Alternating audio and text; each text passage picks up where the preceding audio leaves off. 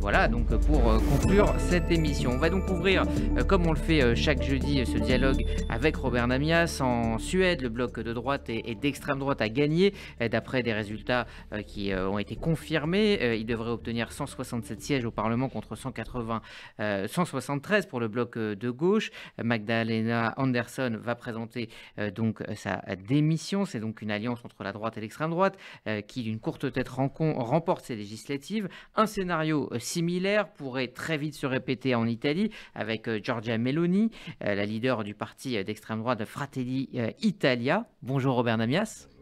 Bonjour Victor Delage. Bonjour William. Victor Delage, vous êtes responsable des études et de la communication à la Fondapol et vous avez justement sorti une enquête sur les Français et la droite et cette droitisation de l'opinion française. Robert Namias, que vous inspire cette alliance déjà entre droite et extrême droite? Vous avez amené à juste titre ce livre que vous avez écrit il y a quelques années avec Michel Cotta, Le Brun et le Rouge, qui est d'ailleurs disponible en poche. Dans ce livre, eh bien, vous décrivez un parti qui s'appelle La France d'abord, qui arrive au pouvoir avec ce même type d'alliance. Est-ce que ce qui se passe en Suède, ce qui pourrait se passer en Italie, va donner des idées à des droites républicaines qui, on le sait, sont un peu dans le dur? Écoutez, vous me demandez ce que j'en pense. Je dirais que c'est inquiétant, très inquiétant. Ces mouvements dans différents pays d'Europe risquent d'être confirmés et amplifiés dans les années qui viennent. On pourra parler de la France, d'ailleurs, dans 4 ans. Mais ça n'est pas étonnant. Ça n'est pas étonnant parce que, et là je pense que ça va être confirmé, évidemment, par des études, on voit bien que le mouvement de la droitisation est en marche depuis très longtemps. Ce qui est plus nouveau, et qui est effectivement très inquiétant, c'est le mouvement vers l'extrême droitisation, d'autant plus inquiétant que l'extrême droite elle-même, dans la plupart de ces pays, en Suède, en Italie, en France, refuse d'être catégorisée à l'extrême droite et prétendent avoir abandonné un certain nombre, je ne dis pas des valeurs, mais des codes de l'extrême droite. Or, on pourra sans doute en parler dans le courant de cette conversation, c'est évidemment faux.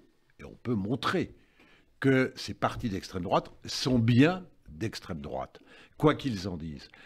Mais on voit bien qu'aujourd'hui, sur un certain nombre de terrains, notamment le terrain social, vous parliez du Brun et du Rouge que j'ai écrit avec Michel Cotta il y a 3 ou 4 ans, en l'occurrence, là, ce n'est pas une alliance de la droite avec l'extrême droite, mais une alliance objective et électorale de l'extrême gauche avec l'extrême droite. Or, on voit que dans un certain nombre de pays, finalement, ce qui scelle la montée en puissance de l'extrême droite, ce sont des mouvements sociaux qui se puisent et qui se forment chez les plus précaires, chez ceux qui se sentent abandonnés. On parle de ces situations pour la France, mais il faut savoir que dans de nombreux pays européens, y compris l'Angleterre notamment, c'est exactement la même chose.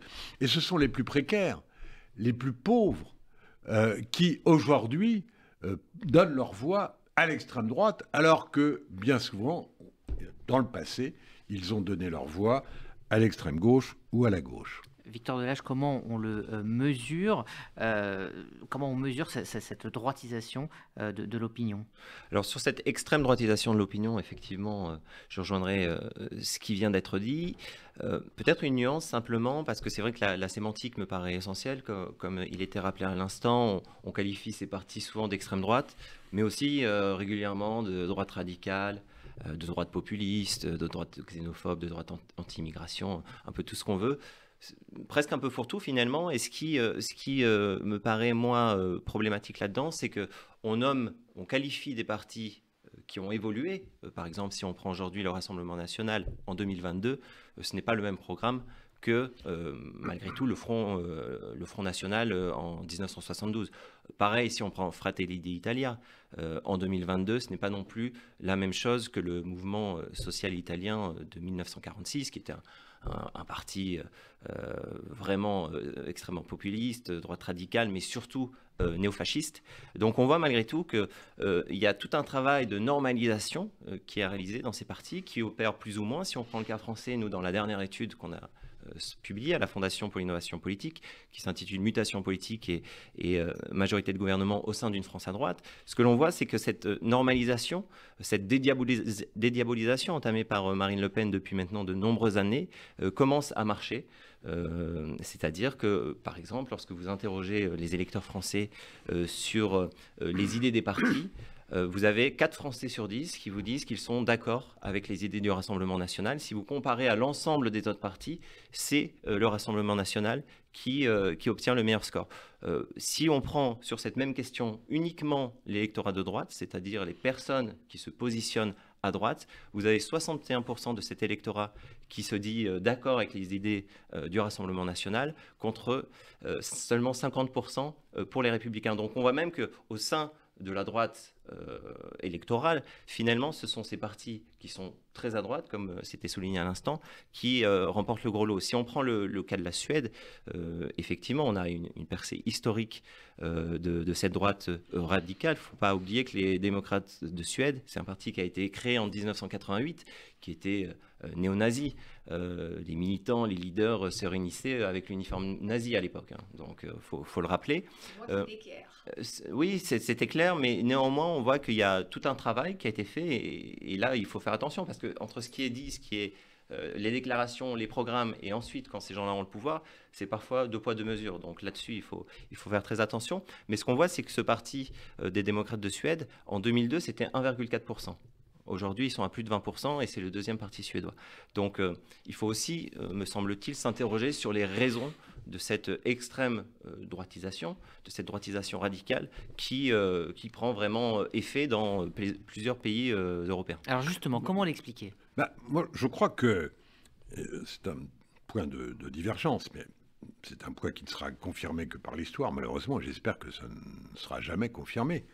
C'est la différence qui relève quasi de l'imposture entre le discours, les programmes affichés sur lesquels on se fait élire et la réalité politique de ce que veulent les gens qui les expriment. Or, c'est là que je dis que l'extrême droite, aujourd'hui, en France, mais qui plus est en Suède ou en Italie, avance masquée d'une certaine manière. Pas sur un certain nombre de points qui rassemblent d'ailleurs un électorat populaire, c'est-à-dire sur la sécurité, l'ordre et une politique anti-migratoire qui va de droits limités aux immigrés à l'immigration zéro pour certains. Sur ces points-là, il y a un électorat populaire qui se retrouve dans ce discours d'extrême droite. Mais cet électorat populaire qui, en plus, trouve également d'autres sujets et d'autres raisons de voter aujourd'hui pour les partis d'extrême droite, qui ont notamment, je vois bien en Suède, par exemple en Suède, le parti d'extrême droite demande que les allocations chômage, surtout, ne soient pas touchées. Bon, ce qui est apparemment une donnée de gauche quand même. Alors que la droite classique, qui elle va arriver au pouvoir et vraisemblablement assurera les fonctions gouvernementales de direction, notamment le Premier ministre, qui sera de droite et pas d'extrême droite, sont opposés et souhaitent réduire les allocations chômage et avoir une politique économique beaucoup plus libérale. Mais derrière ces discours, et je peux prendre la Suède, mais on pourrait prendre la France également. Mais prenons la Suède, qui est d'actualité. Par exemple, il y a un monsieur qui s'appelle Sorber, je crois, et qui, du mouvement d'extrême droite, le Parti démocrate, qui est le parti d'extrême droite en Suède, prétend à la présidence du Parlement, ce qui n'est pas rien, comme si Marine Le Pen prétendait à la présidence du Parlement. Bon, ce monsieur a coutume quand même d'assimiler l'islam au nazisme, non pas, même pas l'islamisme, l'islam au nazisme. Il a affirmé encore récemment, haut et fort par exemple, que les Juifs de Suède n'étaient pas des Suédois, c'est-à-dire que, et il a demandé qu'il y ait une révision drastique des politiques culturelles qui sont considérées comme, évidemment, trop favorables au mouvement d'immigrés, d'associations d'immigrés, etc. C'est-à-dire que derrière un discours pseudo-social, il y a non seulement une culture, mais un programme et un rapport à la démocratie qui est vraiment d'extrême droite. Et moi, mon inquiétude, c'est pas seulement qu'ils arrivent au pouvoir, mais c'est qu'ils arrivent au pouvoir masqués et que derrière se développe alors réellement une politique néofasciste, aussi bien en Italie que ce serait le cas, à mon avis, en France avec le Rassemblement national. C'est une hypothèse, mais moi, c'est mon hypothèse, et je ne suis pas le seul à l'avoir. Et on verra ce que ça donne en Suède. Mais c'est très intéressant parce que, encore une fois, il y a de l'imposture dans les élections qui se profilent en Europe et qui mettent gravement en cause les démocraties européennes. Alors pour en revenir aux partis de droite traditionnels de gouvernement, est-ce qu'ils ne sont pas eux aussi emportés au niveau de leurs idées, de leur programme, par des idées d'extrême droite? Quel est leur positionnement? Est-ce que ce positionnement sera la clé de ce qui va se passer en Italie et en France dans les années à venir?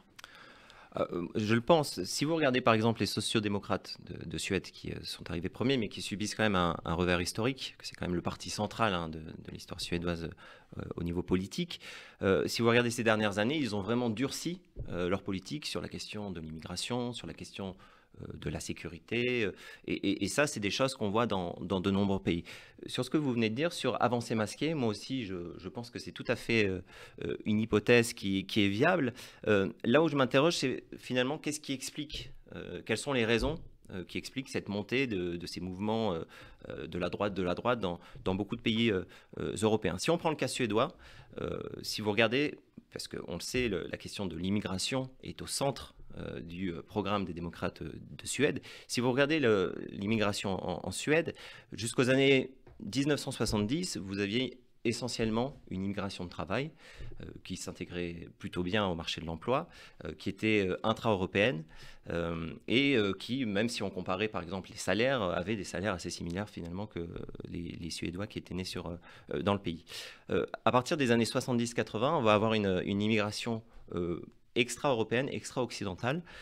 Entre 1985 et 2015, c'est-à-dire sur une trentaine d'années, la population extra-européenne qui vit en Suède est passée de 2% à 15%. Et quand on vit dans un petit pays comme celui-ci, c'est quelque chose qu'on voit tout de suite. Si vous regardez en parallèle les courbes de la criminalité, de la délinquance, des trafics de drogue, vous voyez qu'il y a forcément des liens très étroits entre tout cela. C'est un exemple assez, quand je le dis, que je trouve un peu ridicule, mais pourtant qu'il y a une vérité en Suède. Une grenade en Suède, ça coûte moins cher qu'un falafel. Parce que vous avez énormément de règlements de compte qui, en Suède, sont faits à l'aide de grenades. Et ce pays qui a souvent été un modèle de l'État-providence, d'intégration, on voit qu'aujourd'hui connaît et est traversé de crises profondes. Et ce ne sont pas nous, en tant que Français, qui le disons, ce sont les Suédois. Comme je le disais, en quelques années, en une vingtaine d'années, les démocrates de Suède ont augmenté leur score de 20 points, ce qui est totalement gigantesque, et ce qui en fait une force aujourd'hui dominante, comme c'est le cas, par exemple, du Rassemblement national. On l'a vu avec l'entrée de 89 députés au Palais Bourbon, et on va le voir peut-être en Italie. On voit que la coalition des droites a 10 points d'avance sur la coalition des gauches actuellement, donc elle devrait sortir vainqueur, avec notamment Fratelli d'Italia, qui a des positions très strictes sur la question de la sécurité, de l'immigration, etc., et qui est en plus accompagné de Matteo Salvini de la Ligue, qui lui aussi, sur toutes ces questions-là, tente vraiment d'imposer une politique radicale. Est-ce qu'on paye 30 ans de déni, comme le dit plus ou moins Victor Delage, Robert Namias? On paye 30 ans et plus d'abandon des valeurs qui ont nourri la démocratie pendant un siècle. C'est vrai à gauche et c'est vrai à droite. Et on le paye aujourd'hui progressivement depuis 30 ans. Et François Hollande a finalement mis le dernier clou sur le cercueil, a fait glisser ce qu'on appelait la social-démocratie vers un social-libéralisme qui, au fond, ne rencontrait plus ses électeurs. Ils avaient perdu, la gauche, cette gauche-là, avait perdu son électorat populaire, déjà au profit éventuellement de l'extrême droite ou de l'extrême gauche depuis 2 ou 3 ans, mais ça on pourra en reparler, car ça me paraît plutôt conjoncturel que structurel, celle de Mélenchon. Mais globalement, cette gauche, qui était la gauche dite de gouvernement et d'alternance dans une démocratie saine, s'est abandonnée elle-même et s'est perdue elle-même. La droite, la même chose. À force de courir, comme vous venez de le dire, et notamment vous parlez de la Suède, mais c'est vrai en France également, à force de courir derrière l'extrême droite, eh bien là, j'emploierai la formule facile, mais mieux vaut l'original que la copie. Et on voit bien que ces politiques, qui sont des politiques qui ont, pour la droite, abandonné là aussi un certain nombre de valeurs et finalement gommé dans les discours les frontières que la droite avait toujours mises face à l'extrême droite, bénéficient à l'extrême droite, mais pas du tout à la droite. Et ça ne va cesser de s'empirer dans les années qui viennent, et en tous les cas dans les 4 ans qui viennent, jusqu'à l'élection de 2027.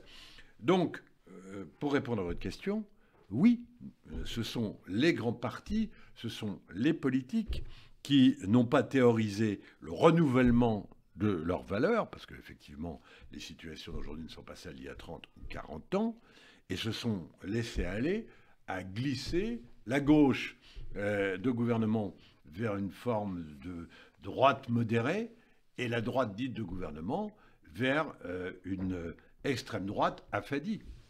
Annette Lévy-Villard, vous vouliez réagir? Oui, je voulais juste raconter une petite histoire qui donne un éclairage historique à ce que vous venez de dire, Robert, sur la question Brun-Rouge. En 1983, journaliste à Libération, je vais couvrir la percée du Front National dans le 20e arrondissement municipal.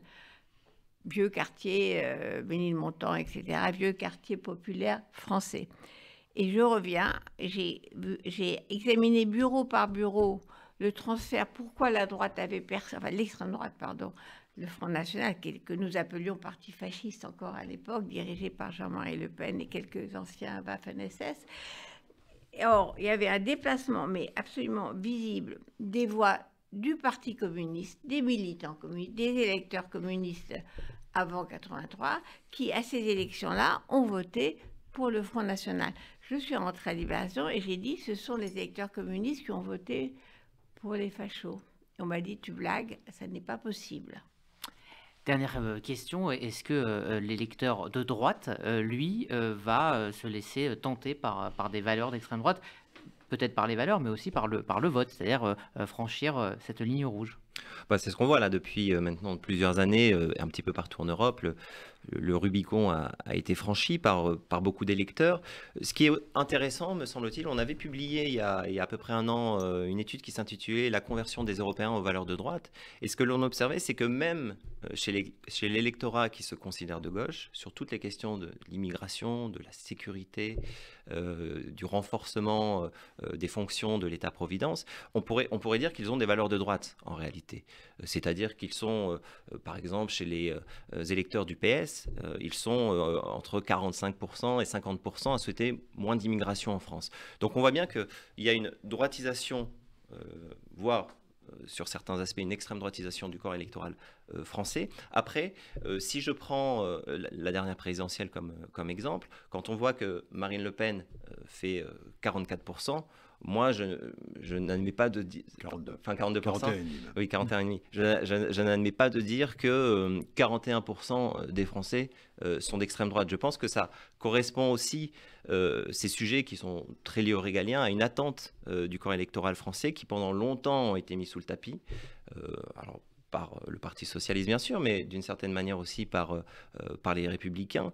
Ça fait des années que ces partis-là, ces partis de gouvernement ne sont plus au pouvoir, et pour autant, comme vous l'avez très bien souligné, il n'y a pas vraiment de nouvelles idées, il n'y a pas de leader qui se dégage. Donc on voit qu'il y a une vraie stagnation et que pendant ce temps-là, on a des partis qui eux plutôt, occupent la place très à droite dans le spectre politique et qui eux se sont adaptés à la situation en gardant leurs thématiques où ils sont très fortes, l'immigration, la sécurité, le régalien, etc. Mais aussi en développant d'autres sujets. Si vous prenez le programme de Fratelli d'Italia, il y a la question de la réduction des impôts, il y a aussi une politique pour encourager la natalité. Donc on voit que ces partis-là, eux, essaient de s'adapter au monde moderne, contrairement à certains partis de gouvernement qui, eux, sont plutôt en retrait là-dessus. Pardon, vous ne faites que confirmer ce que je pense, c'est-à-dire que les 41,5%, je suis complètement d'accord avec vous, il est bien évident que ce ne sont pas 41% ni de fascistes, ni d'extrême droite. Mais c'est l'imposture gagnante du Rassemblement national et de Marine Le Pen. Et cette imposture gagnante, toute la question est de savoir si elle peut encore prendre les 8 ou 9 points qui lui permettraient d'arriver au pouvoir. Merci Robert Namias, merci Victor Delage pour cet échange passionnant donc après l'arrivée effectivement d'un bloc de droite et d'extrême droite donc en Suède. Vous écoutez RCJ Midi, dans un instant la chronique droit de Marianne Felous